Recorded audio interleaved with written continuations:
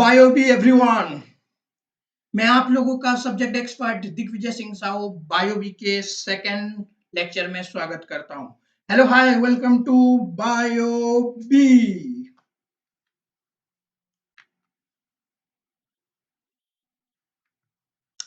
Brief history of biology.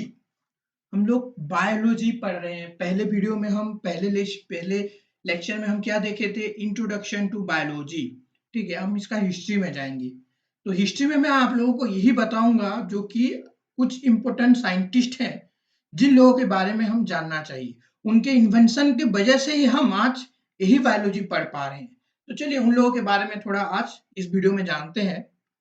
जो Aristotle हम पहले देख रहे हैं ना, एरिस्टोटल, ये है एरिस्टोटल। ठीक है, ये है एरिस्टोटल। तो ये थे ग्रीक से। ठीक है, कहां से बायोलॉजी वर्ड का इन्वेंशन हुआ था? कहां से बायोलॉजी वर्ड आया था? पहले लेक्चर में आप लोगों को मैं बताया था। जो लोग नहीं देखे हैं उसको जाके देख लीजिए। ग्रीक वर्ड से ही बायोलॉजी का मीनिंग आया था। Biology means bio and लोगस, the study of life. यहाँ ये ग्रीक था और ये भी एरिस्टोटल भी ग्रीक से हैं। तो ये कौन थे? ये फास्ट बायो टीचर थे। इनको ये है father of zoology, father of biology. ये फादर ऑफ बायोलॉजी के रूप में जाने जाते हैं, फादर ऑफ जूलॉजी के रूप में जाने जाते हैं, क्योंकि इन्होंने जूलॉजी के ऊपर बहुत सारे काम किए हैं और फास्ट बायोलॉजी के ऊपर भी काम किए हैं। ठीक है, तो इसीलिए ये फादर ऑफ बायोलॉजी जूलॉजी है।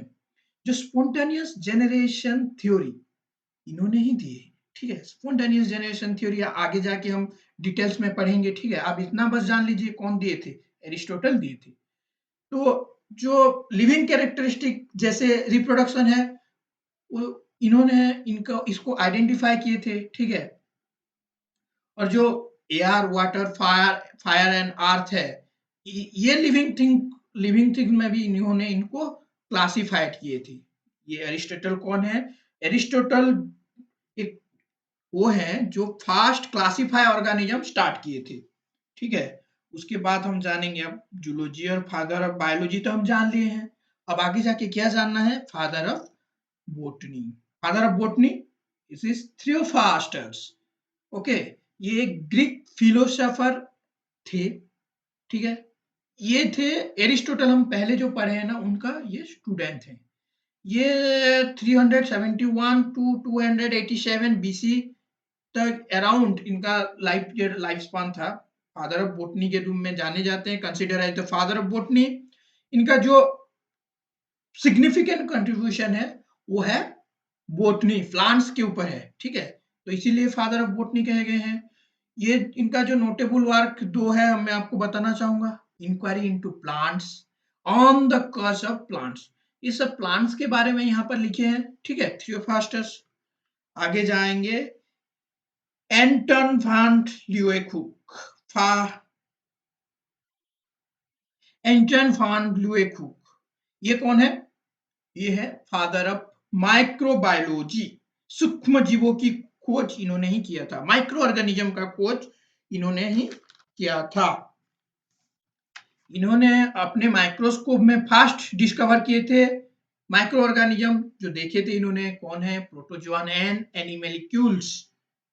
ठीक है, फास्ट इन्होंने देखा था। ठीक है, develop and improving microscope to observe the microscopic world with the unexpected data।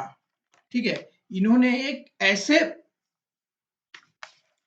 ऐसे माइक्रोस्कोप की खोज किया था, माइक्रोस्कोप को डेवलप किया था, उसमें उन्होंने बहुत चीजों को देखा था। ये माइक्रोस्कोप को अपने स्किल से डेवलप किए थे एंटनो वान ल्यूएंहुक। ठीक है, ये एक सेल्फ टॉट साइंटिस्ट है। कहीं पढ़ाई करने नहीं गए हैं, ये अपने ही पढ़े हैं, अपने ही दम पर सब कुछ किए हैं। ठीक है,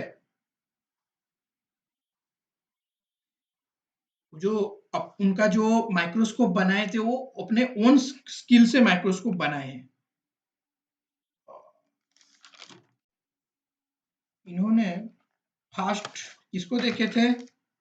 fast any molecules fast observe and document of micro organism. Any molecules में उन्होंने जितनों को वो देखे थे, माइक्रो ऑर्गेनिज्म को देखे थे, उसको एनी मॉलिक्यूल्स में उन्होंने डॉक्यूमेंटेशन किए थे, ठीक है। और जो रॉयल सोसाइटी ऑफ लंदन है, ठीक है, वहां को उन्होंने अपना सब देख के वहां को वो लेटर कर रहे थे, उसको डच लैंग्वेज में उन्होंने लेटर किया था। वहां उन्होंने इंग्लिश में ट्रांसलेशन करके उसको पब्लिश किए थे। उनके वर्क और रिकॉग्नाइजेशन उसके बाद ही मिला था।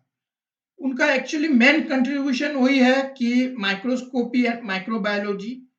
और इन्होंने दूसरे फील्ड जैसे बायोलॉजी के है, ऑप्टिक्स एंड फिजियोलॉजी में इनका वर्क है, लेकिन ये बहुत काम किए हैं माइक्रोबायोलॉजी में, ठीक है।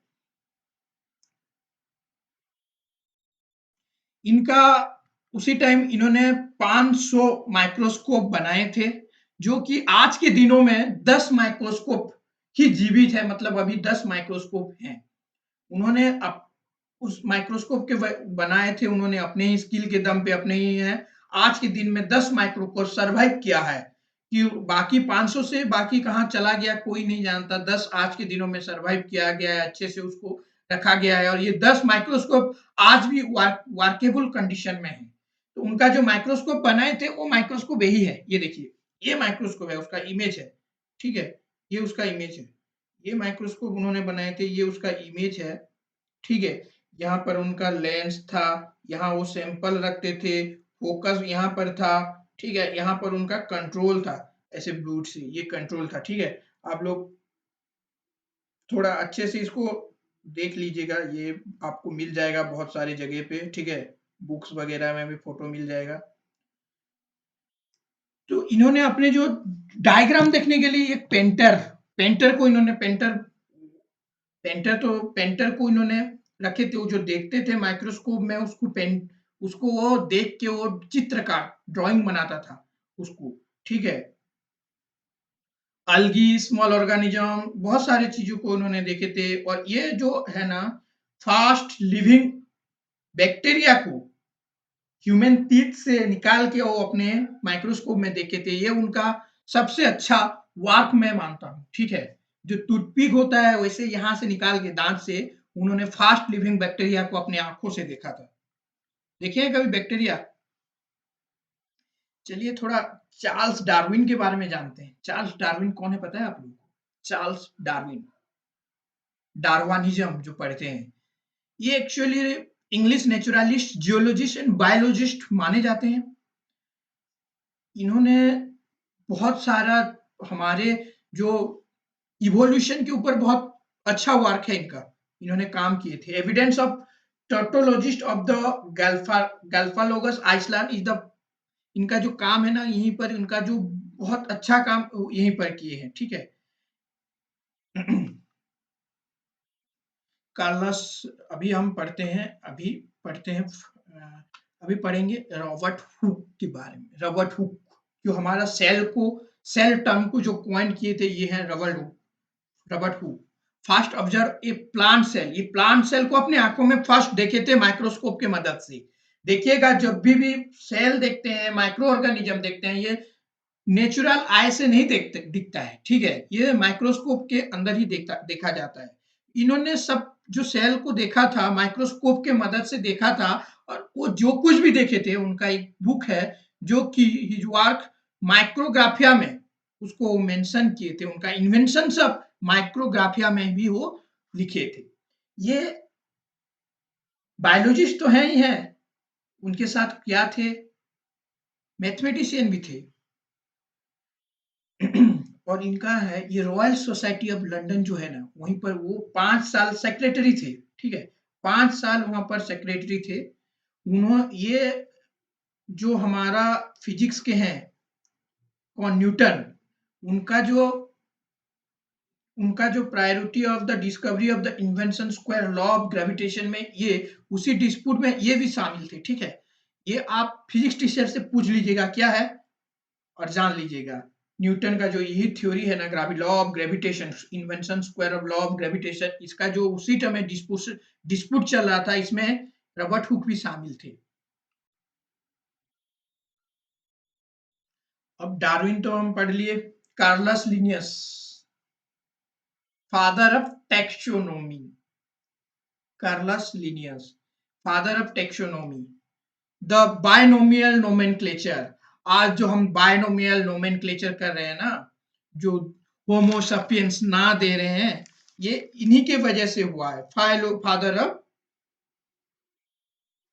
टैक्सोनॉमी। टैक्सोनॉमी क्या है? वो पिछले वीडियो में मैं आप लोगों को बताया था, वहां पर देख लीजिए टैक्सोनॉमी क्या है।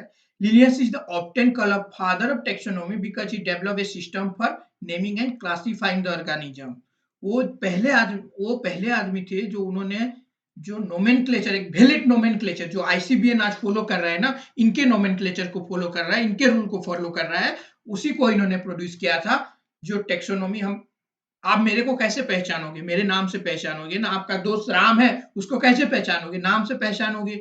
जो इतने सारे प्लांट है, इतने सारे ऑर्गेनिज्म है, उन लोगों को पहचानने के लिए नाम का जरूरत पड़ा, नाम दे दिए। फिर उनको क्लासिफिकेशन की जरूरत पड़ा, क्लासिफिकेशन दिए। तो ये जो पहले थे, जो develop a system of naming, जो नेमिंग को डेवलप करने वाले जो साइंटिस्ट थे, इन्होंने ही डेवलप किए थे, जो कि आज के दिनों में माना जाता है, आईसीवीएन मानता है। ठीक है। बायनोमियल नोमेनक्लेचर में आप लोगों को बोला, इन्होंने दिया है बायनोमियल टू, दो पदी नामकरण। जो होमो और सफियंस, जो जीनस और स्पेसिस को लेकर नेमिंग किया दिया जाता है, वो है बायनोमियल नोमेनक्लेचर।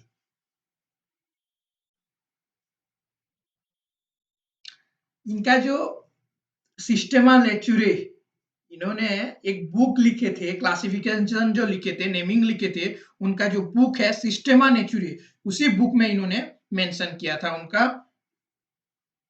क्लासिफिकेशन। ठीक है।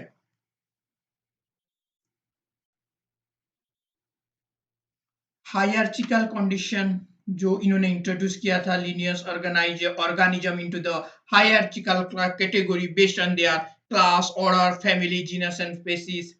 पहले आएगा किंगडम, किंगडम के पास आएगा फाइलम, फाइलम के बाद क्लास, क्लास के बाद ऑर्डर, ऑर्डर के बाद फैमिली, फैमिली के बाद जीनस, जीनस के बाद स्पीशीज। ये सब चीजों को हम अगले वीडियो में पूरा डिटेल्स पढ़ेंगे। ठीक है। तो ये जो क्लासिफिकेशन है, लिनियंस ने दिया था। ठीक है। स्टैंडर्ड नेमिंग सिस्टम जो आईसीबीएन फॉलो करता है, इन्होंने दिए हैं। ठीक है। इनका जो एक्चुअली वर्क था, वो यूरोप के आसपास के एरिया में, ये इनका जो वर्क है वहीं पर किए हैं। ठीक है। अब गैलेन, गैलेन के बारे में पढ़ेंगे। ये फादर ऑफ एनाटॉमी है, ग्रीक फिजिशियन है, फादर ऑफ एनाटॉमी है। Actually most famous doctor, surgeon थे उसी टाइम का। जो सर्जन होते हैं ना, एंशियंट ग्रीक टाइम का, वो मोस्ट फेमस थी उसी टाइम का। आज के जमाने में प्रोफेसर हम मानेंगे, ये मोस्ट फेमस थी। ठीक है।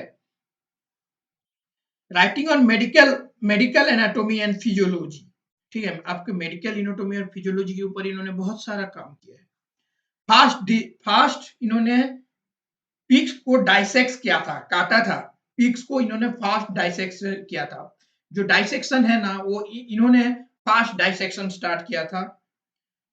ये रोमान का जो एम्परर थे, ठीक है, उनका पर्सनल डॉक्टर थे, उनका पर्सनल डॉक्टर थे। मतलब रोमान एम्परर मार्क्यूस का ये ट्रीटमेंट करते थे।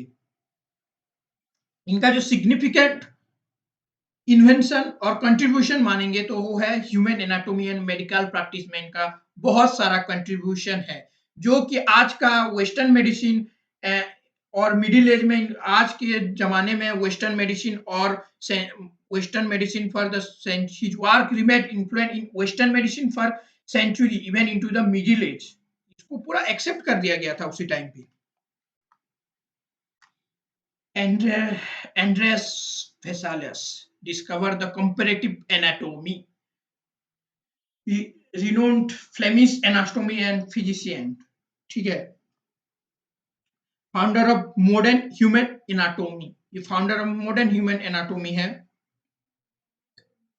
उनका जो एनाटॉमिकल वर्क है, वो डी ह्यूमानी कर्पोरिस फैब्रिका, इसमें उन्होंने डिटेल्स में लिख के इसको पब्लिश किए थे उन्होंने उसी टाइम पर। उनमें ह्यूमन को डाइसेक्शन इन्होंने ही किए थे। ठीक है।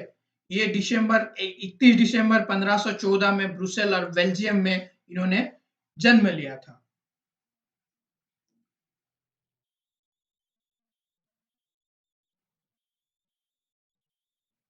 ठीक है।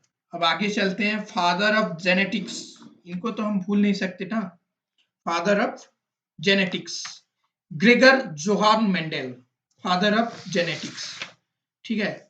इनके बारे में मैं एक पहले ये बताना चाहता हूं, खुशियां भी कभी गम बनकर जिंदगी में आता है, खुशियां भी कभी गम बनकर जिंदगी में आता है, उन्हें खुशी मनाने में पूरी जिंदगी का संघर्ष लग जाता है। ठीक है।